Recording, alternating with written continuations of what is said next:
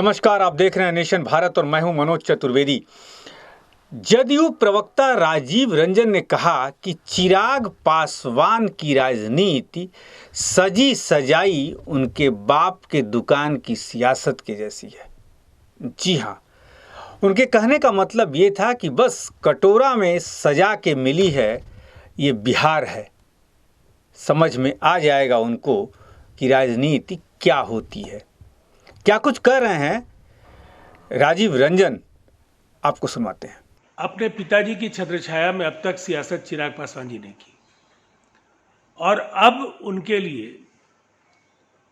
एक बड़ा इम्तहान है बिहार विधानसभा का चुनाव और ये राह निश्चित तौर पर बेहद मुश्किल है।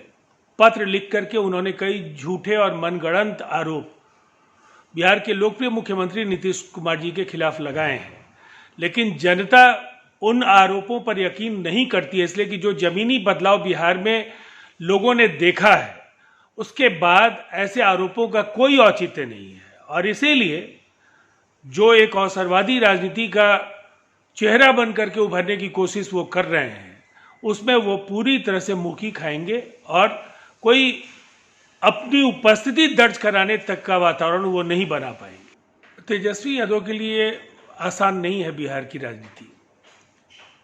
जो बिहार का काला दौर उनके परिवार ने बिहार को दिया है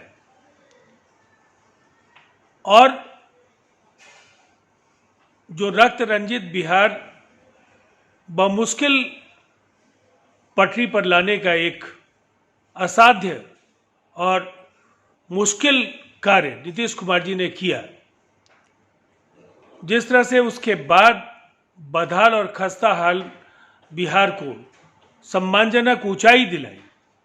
अब कौन यकीन करेगा तेजस्वी यादव पर कि वो रोजगार दे सकते हैं और वो उद्योग धंधे लगा सकते हैं, जब उनके माता पिता के कार्यकाल में केवल फिरौती का उद्योग ही था और लोग यहाँ से जान बचाकर भाग रहे थे। उद्योगपति हो, नौजवान हो, इंजीनियर्स हो, डॉक्टर्स हो,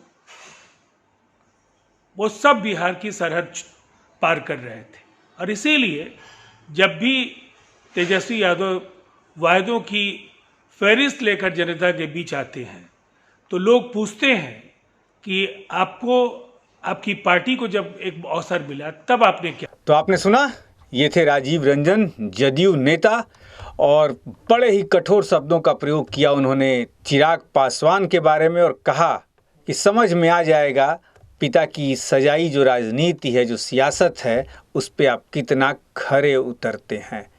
ऐसी तमाम खबरों के लिए बने रहिए आप नेशन भारत के साथ। नेशन भारत चैनल को सब्सक्राइब कीजिए, हमारे फेसबुक पेज को लाइक कीजिए। नमस्कार।